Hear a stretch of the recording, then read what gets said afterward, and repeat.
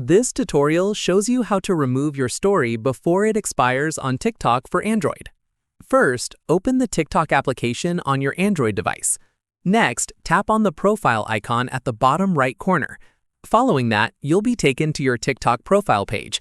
Now, look for your story circle at the top left, just above your profile picture.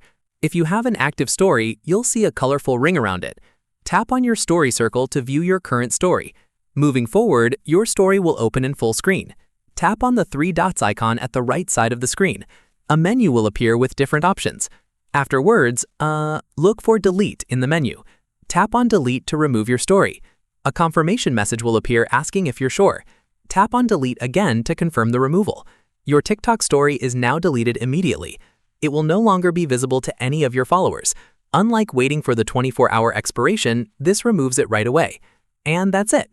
If this tutorial helped you delete a story on TikTok, give it a like. Subscribe for more TikTok tips and tricks, and tap the bell icon for notifications. See you in the next one.